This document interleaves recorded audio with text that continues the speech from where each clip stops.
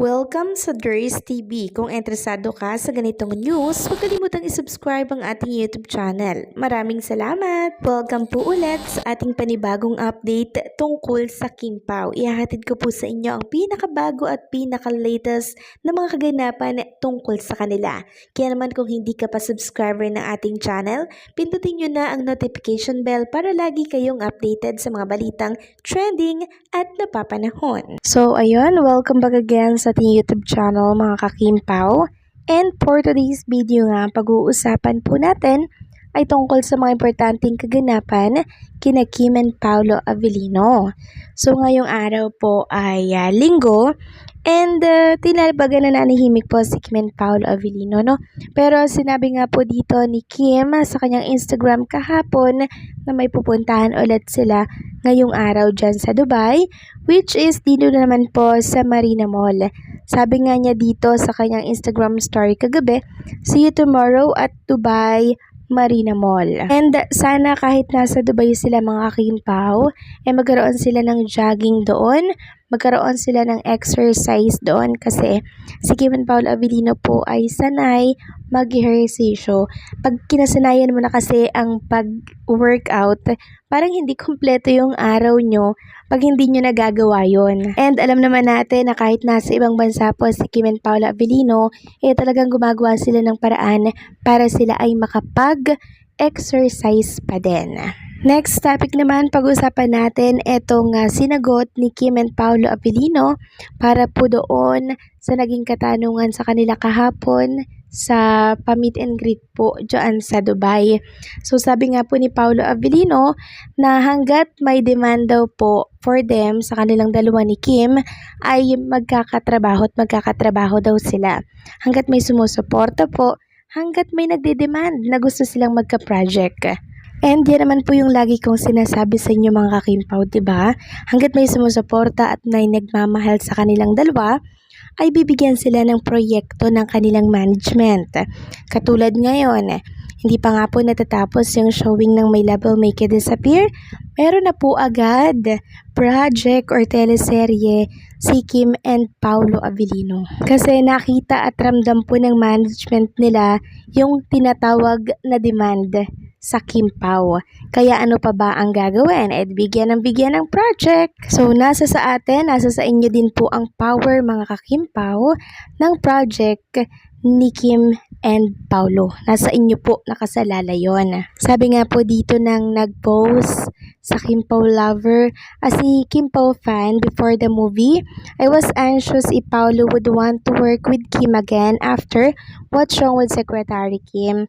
Lalo at ganon yung career path niya na hindi siya nakikipagtrabaho with the same leading ladies for more than 2 projects.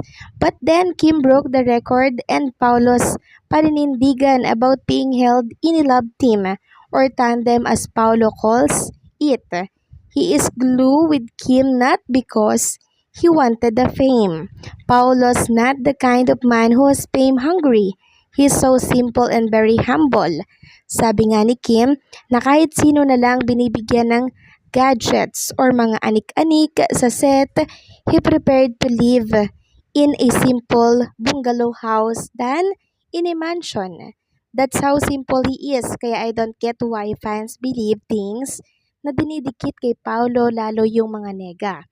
He wanted to work with Kim again because from Jake Cuenca's word, Paolo when in love wanted his partner to be his best friend as well. Kaya alam na yung nagnenega pa din sana kay Paolo and advising Kim to look for another guy.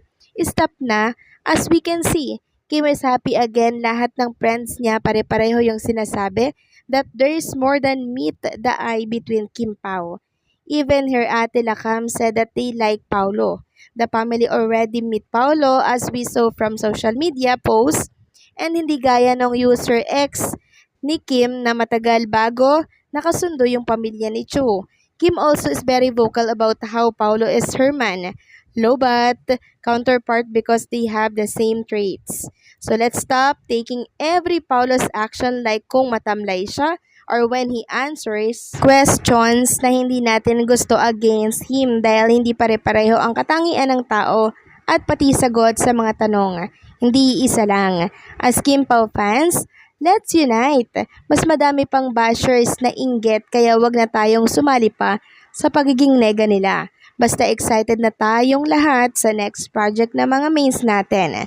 They're tagged as the People Superstar, kaya palakasin pa natin lalo. Yes, very well said. Maraming salamat, Love Z, sa napakaganda mong pinost dito sa isang community, and sana tumatak ito sa ibang mga fan na talaga naman pong kino-question lagi itong si Paulo. Next topic naman, pag-usapan natin mga kakimpaw ang tungkol dito sa naging comment ng isang fan dito po sa Facebook.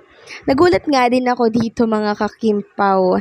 Sabi niya dito, di nila alam, today lang may nag-post, kumuha sila ng Japan visa sa Dubai. Siguro, magbabakasyon sila sa Japan after daw ng Dubai. So, ang ibig niyang sabihin mga kakimpaw, kumuha daw po ng Japan visa si Kim and Paolo Avellino dito po sa Dubai. So, sana kung totoo to, may mag-confirm. Kasi syempre, 'di ba, isa na namang kasiyahan 'to sa lahat ng Kim Pao fans. Parang magiging vacation na po ni Kim and Paolo Avellino 'yon. Tuloy sa lubong po, 'di ba? Sa birthday celebration nitong si Chinita Princess. Pero kung ako lang ang tatanungin mga ka-Kim Pao, mas gusto kong dito na lang sila mag-celebrate kasama po ang family ni Kim, kasama po yung family Pao, 'di ba? Mas maganda po 'yun. Then magpunta na lang sila sa favorite po nilang beach dito po sa ating bansa, 'di ba? Like sa Cebu or like sa Tagaytay. Ito i-advise ko lang naman mga ka-Kim Pao. Para syempre mas ma-enjoy po ni Kim and Paolo Avellino na magkakasama yung kanilang mga relatives, 'di ba? Parang nagkaka-close na ang magkabilang panig. So, hopefully, ganun yung mangyari. So, itong akin ay suggestion lang naman mga Kim Pao. Siyempre, si Kim and Paolo Avellino pa rin po ang masusunod kung saan nila gustong i-celebrate yung birthday nitong si Chinita Princess. Kung ano yung magpapasaya sa kanila, syempre. Doon din kami.